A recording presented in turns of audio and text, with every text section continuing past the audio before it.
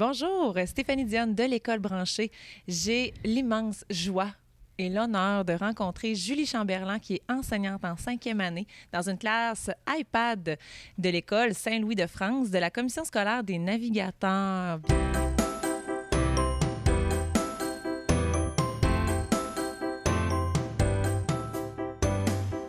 Oui, bonjour Julie. Bonjour Stéphanie, plaisir partagé. Très Super. contente de te rencontrer aujourd'hui. Génial. Écoute, Julie, je vais te demander de te présenter, de parler un peu de ton bagage, de ce qui te passionne. Puis après ça, on poursuivra sur une approche toute particulière que tu as mis en place dans ta classe. Tout à fait. Alors, comme Stéphanie l'a indiqué, comme tu l'as indiqué, excuse-moi, je suis enseignante en classe iPad depuis, on finit notre 2e année et on s'enligne sur la 3e année. Si je parle au pluriel, c'est que ce projet-là repose sur 3 enseignants. Donc, j'ai 2 collègues avec qui je suis liés, Sébastien et Annie, qui sont très précieux parce qu'on parle vraiment d'un travail d'équipe important. Je suis un petit peu difficile à définir parce que je fais, en plus de ça, je fais beaucoup de choses. Je m'intéresse beaucoup à tout ce qui se fait en éducation. Le numérique, fort heureusement, est là aujourd'hui, mais c'est pas tout, dans le sens où l'innovation, ça passe pas nécessairement par un appareil, ça passe pas nécessairement par le Wi-Fi, en fait. Ouais. Il y a toutes sortes de pratiques qui sont intéressantes. Alors, j'essaie de me tenir au courant et d'essayer les pratiques que je trouve intéressantes et pertinentes, toujours au bénéfice de l'élève, en fait. OK, parfait. Je fais plein de choses avec ça. OK. Puis dis-moi donc, Julie, qu'est-ce qui se passe dans ta classe en lien avec les devoirs et les leçons? Comment ça se passe pour toi et tes élèves? Oui, alors si j'ai jugé bon de dire que j'étais en classe iPad là, présentement dans la 2e année, c'est que l'an dernier, c'est un projet qu'on a mis en place qui était assez gros. Donc, on a fait tomber des murs, on a relevé beaucoup de défis. Et rendu en décembre, on avait encore des idées, mais on se disait toujours, ah, l'an prochain, on fera ça, l'an prochain, on fera ça. Comme une impression d'en avoir déjà fait assez, de devoir reprendre notre souffle pour finalement repartir l'année suivante. Mais en janvier, on avait un souci de se questionner sur la nature des devoirs qu'on envoyait à la maison, sur tout ce que ça impliquait comme lourdeur au niveau de notre tâche pour nos élèves, pour le peu de bénéfices qui en ressortaient, en fait. Finalement, en janvier 2016, je suis allée à Clare, au Nouveau-Brunswick, qui est un colloque reconnu, vraiment intéressant, et ça donne une espèce d'élan. Alors, quand je suis revenue de là-bas, j'ai écrit à Annie et Sébastien, dont je te parlais tout à l'heure, pour leur dire, mais pourquoi on n'arrête pas de dire l'an prochain? C'est maintenant, go, on y va. Alors, on a pensé une façon de faire, là, je t'ai située fin janvier 2016 parce Ouais. que à partir du moment où on a eu l'idée de dire on enlève les devoirs à la maison, les devoirs obligatoires, là, quand je parle d'enlever les devoirs, on parle d'un devoir égal pour tout le monde, la même petite feuille à remplir, mais aussi on avait un souci au niveau des leçons. Donc, ce qu'on appelle l'étude, là, la fameuse feuille avec les verbes, les mots d'orthographe et tout. Le souci, c'était qu'on est enseignant au 3e cycle. Donc, la plupart des jeunes ont des leçons à faire, des choses à apprendre depuis le 1er cycle. Je vais prendre l'exemple du verbe avoir à conjuguer au présent de l'indicatif. Rendu en 5e année, on a des élèves qui encore ne savent pas conjuguer ce verbe-là. Donc, pourtant, ils l'ont donc Pratiquer. étudié et pratiqué, toujours à la maison avec les parents. Donc, on avait un souci de développer chez nos élèves des meilleures méthodes d'étude. Et comment travailler sur ces méthodes-là autrement qu'en les voyant étudier, c'est pratiquement impossible. Alors, ce qu'on s'est proposé de faire, c'est d'aménager des temps d'études en classe. Alors, on a trouvé dans notre horaire un 20 minutes par jour où on étudie vraiment intensivement, si je peux dire, avec les élèves. Donc, on parle de 100 minutes par semaine où les élèves sont amenés à étudier. On reparlera peut-être tout à l'heure un peu des méthodes qu'on utilise. 20 minutes où ils sont concentrés uniquement sur l'objet de leur étude. C'est 20 minutes mieux investies versus les 20 minutes à la maison où le petit frère pleure parce qu'il veut avoir un ficello, le téléphone sonne, le chien vient et tout ça. Donc, c'est L'envie d'être devant la télévision tout à avec un fait, autre exactement, frère et et ce qui est sœur, tout à fait légitime. Oui, oui. Donc, on a trouvé ce temps-là dans notre horaire assez facilement, puis on a dit, OK, go, on y va. Donc, l'idée était là, mais c'est pas tout d'avoir une idée puis une espèce d'instinct, il faut aussi s'appuyer sur quelque chose. Alors, je parle-tu trop? C'est parfait. Alors, ce qu'on a fait, c'est que on a pris le mois suivant, dans le fond, le mois de février, pour un peu consulter ce qui se faisait au niveau de la recherche en éducation, les articles pour appuyer un petit peu notre démarche. Donc, on n'a pas eu beaucoup de misère à trouver d'écho à ça. Entre autres, les résultats de Giornati sur les données probantes en éducation montrent qu'au primaire particulièrement, les devoirs n'ont pas un effet vraiment grand versus le temps qu'on y investit. Monsieur Égide Royer, que tout le monde connaît en éducation aussi, avait un souci de ça, le transfert d'un certain rôle pédagogique vers la famille, qui n'est peut-être pas une bonne idée.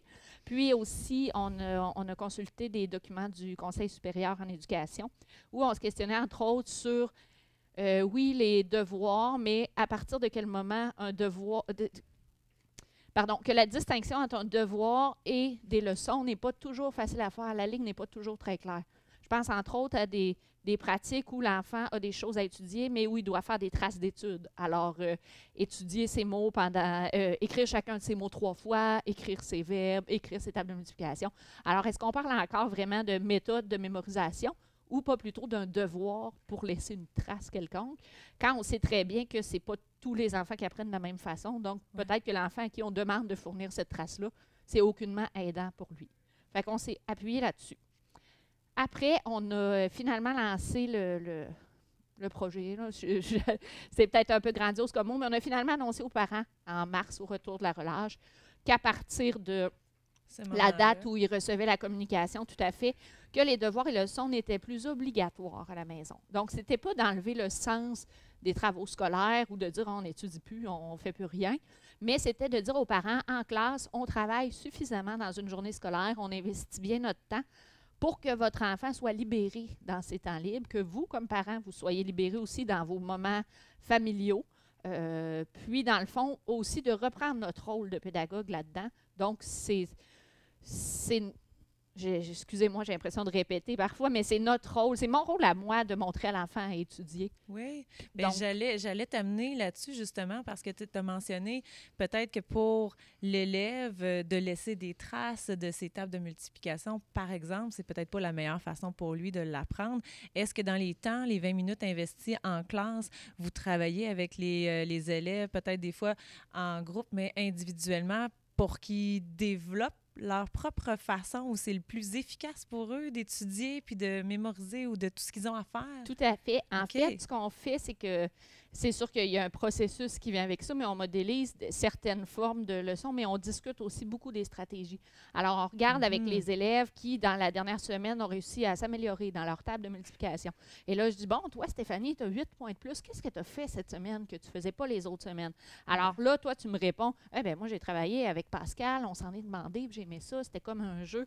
J'ai une petite fille cette année qui m'a dit, ah, moi, mon père, il m'énerve. Elle m'a dit ça comme stratégie.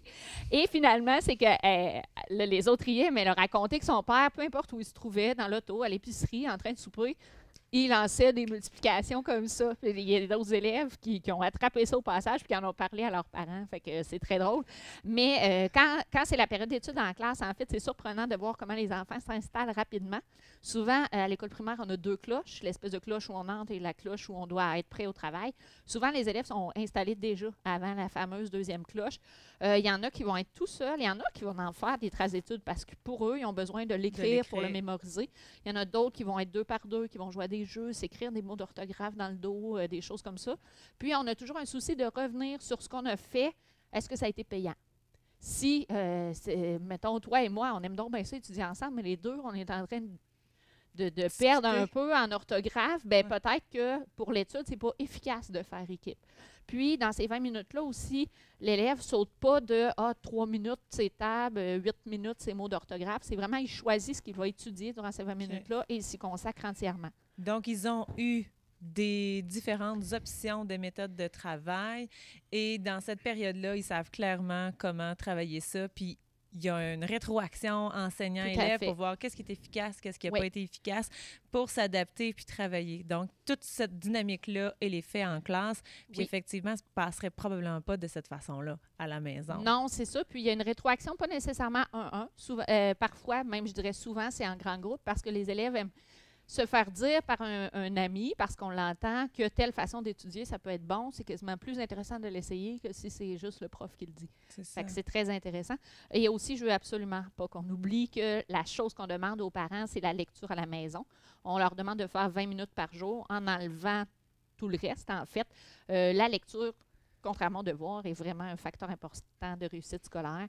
Donc, puis les élèves, pour vrai, ils lisent, ils aiment ça. Donc, c'est ça. Fait que le parent s'investit quand même. OK.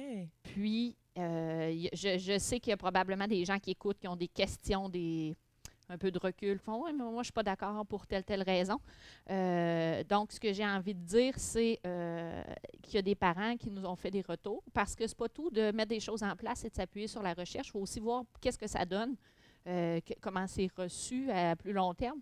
Alors, on a fait un sondage auprès des parents où on mesurait, bon, avec des indicateurs là, sur une échelle de 1 à 5, direz-vous que votre enfant, mais aussi, il y avait une partie commentaire un peu plus ouverte où il y a des parents qui nous ont dit, pour la première fois, mon enfant a lu un roman de 100 pages en 2 semaines, il n'aurait jamais fait ça avant.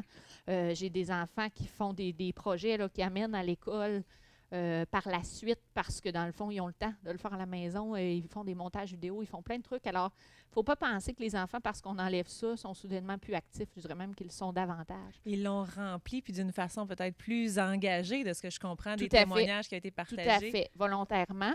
Puis, il y a aussi des familles, puis c'est tout à fait correct, qui font le choix d'en faire quand même à la maison parce que les parents sont quand même informés de tout ce qu'on étudie en classe. Donc, il y en a qui étudient à la maison, qui finissent leur plan de travail à la maison, des parents qui vont nous demander j'aimerais ça travailler telle notion avec mon enfant, pouvez-vous, je vais donner des choses, ça va me faire plaisir, mais c'est juste l'obligation, dans le fond, qui est plus là. Qui est tombée. La lourdeur. Puis, c'est drôle parce que cette année, ma collègue et moi avons des jumelles, donc chacun une des 2 petites filles. Et les 2 sont à peu près au même niveau, côté compréhension et tout, mais il y en a une des 2 qui est très anxieuse et qui, côté résultats scolaires, était comme toujours en bas de sa sœur parce que l'anxiété embarquait beaucoup.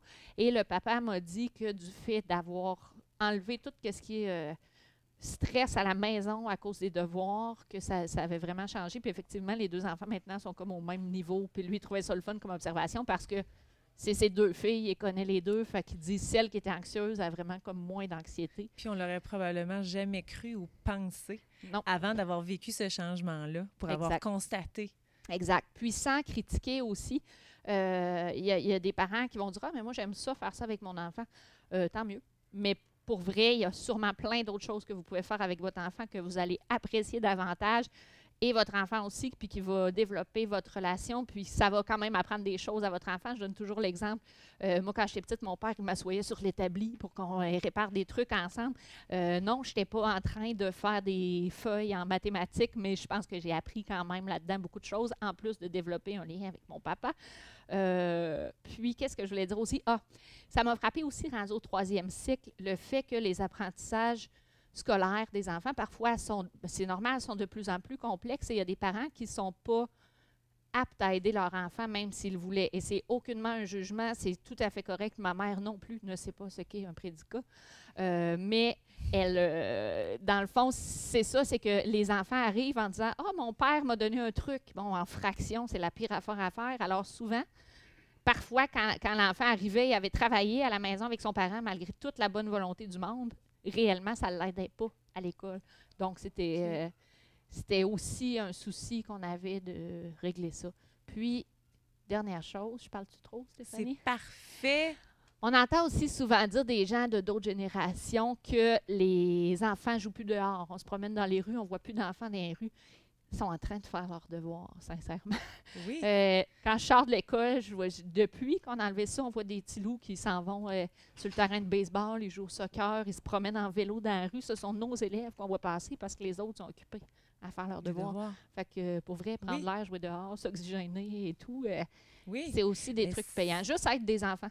Mais ça les aide aussi à rester disposés et disponibles pour la journée qui arrive le lendemain parce qu'il y a eu quand même une décharge mentale. Oui, puis ça laisse tous les apprentissages se déposer durant la soirée, tu sais, au travers des autres jeux et des occupations qui les animent. L'espèce de repos nécessaire. Puis on sait aussi que les familles sont surchargées d'horaires, de travail, de trafic, de tout ça. Puis c'est la réalité d'aujourd'hui. Oui. On ne peut pas tous être à la maison à 3h30 à accueillir nos enfants avec un verre de lait et un petit biscuit. Oui. C'est pas vrai. Même si on le voulait, on ne peut pas faire ça. C'est ça. Fait que il y a quelqu'un aussi qui m'a dit « Ah, mais c'est pas équitable ce que tu fais. » Et je me demandais pourquoi. Il dit « Ouais, mais les autres enfants, ils en ont. » Et réellement, qu'est-ce qui n'est pas équitable, c'est de donner à mes 26 élèves le même travail, malgré leurs difficultés pour certains, leur force pour les autres, malgré le fait que tes parents soient là ou pas, malgré que l'heure à laquelle tu arrives à la maison n'est pas la même, et de penser que ça, c'est équitable, ça l'est vraiment pas, en fait.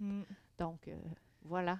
Oui, bien, merci, Julie. Écoute, tu vas démontrer aussi qu'il y a eu toute une réflexion avant de mettre tout ça en place. Oui. Tu sais, l'idée n'est pas venue de on arrête les devoirs pour arrêter les devoirs. Puis ce qui est beau, c'est que tu as démontré aussi les bienfaits que ça a apporté, tu sais, par le témoignage des parents qui vous ont donné cette rétroaction-là.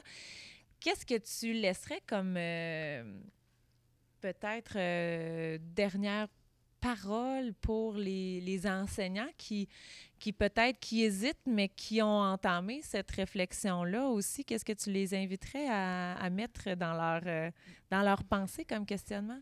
Bien, en fait, je dirais que c'est correct de se questionner, mais au-delà de ça, il faut oser. Souvent, on a l'impression d'être pris dans une structure et on se demande qu'est-ce que les autres vont dire, qu'est-ce que ma direction ne voudra jamais. C'est vrai, il faut respecter les projets éducatifs et tout de l'école, mais il faut oser essayer des nouvelles choses si ça nous ressemble. Puis, d'arrêter de faire des choses parce que ça a toujours été comme ça. Puis moi, je pense qu'il en faut, d'aller lire un peu, s'informer. Puis des fois, le « moi, je pense que » vient être un petit peu bouleversé, puis ça nous amène à changer nos pratiques. Puis ça ne veut pas dire que la façon que nous, on a choisi de le faire, c'est la meilleure, mais juste de se poser la question, puis d'essayer de mettre des choses gagnantes en place pour tous nos élèves. Puis pour les familles aussi, on va le dire, là, la famille et l'école, il faut que ce soit le plus lié possible. Alors, plus on va avoir une vision globale de tout ça, peu importe la façon dont on essaie de faire de s'adapter à la réalité de nos élèves, ça va être payant pour tout le monde. Effectivement. Merci, Julie. Pour finir, comment on peut te suivre et peut-être lire sur les projets que tu as à l'école? En fait, je suis sur Twitter, Madame Julie C, MME pour Madame. J'ai aussi un blog mmejuliec.blogspot.ca que je ne nourris pas assez souvent, j'en suis désolée, mais entre autres, il y a 2 billets sur le sujet des devoirs leçons. Je suis sur Facebook aussi, sur les groupes, les réseaux sociaux d'enseignants. Sinon, vous m'avez peut-être entendu à la radio et maintenant en entrevue avec Stéphanie. Mais oui, puis on la remercie pour son partage. Merci beaucoup. Merci à toi. Énormément.